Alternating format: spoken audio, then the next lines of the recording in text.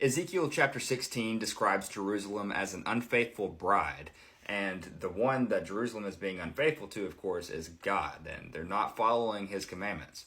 And so the chapter opens with God describing the beginnings of Israel as lowly and abandoned, like an unwanted infant that has been left to die.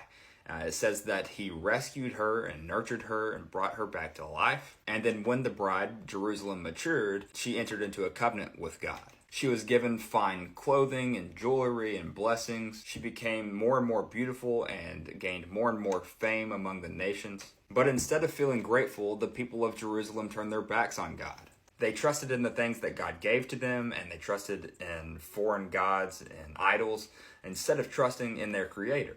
They put their trust in false gods and built places for idol worship. They sacrificed children. And God says that their behavior was worse than a prostitute's behavior because she paid others with her wealth instead of being paid. And Jerusalem actively pursued idols. It didn't just fall into their laps. God says that just as an unfaithful wife is exposed and punished, the same thing will happen to Jerusalem.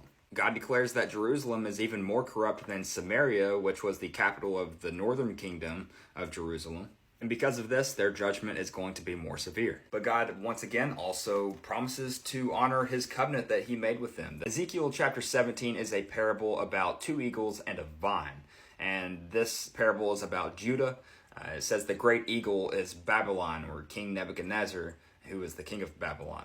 And this eagle that represents the king takes the top of a cedar tree, and this cedar tree represents the king of Judah and the royal family. It says the eagle then planted a seed in fertile soil, and this seed would grow into a vine in which he would care for. But then this vine turned to another great eagle, which represents Egypt, or the Pharaoh of Egypt, and it seeked water as well as support from other nations instead of staying loyal to the first eagle. Because of this, the vine would be uprooted and it would wither away. So to make that a little bit more understandable, because I did not do a good job of doing that there, King Nebuchadnezzar made Zedekiah king over Judah after he besieged Jerusalem. And Zedekiah was under oath to remain loyal to King Nebuchadnezzar.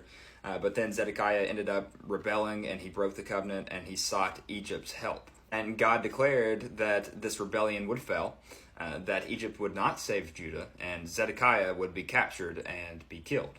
But God also promises to bring about a righteous king to lead Judah in the right direction.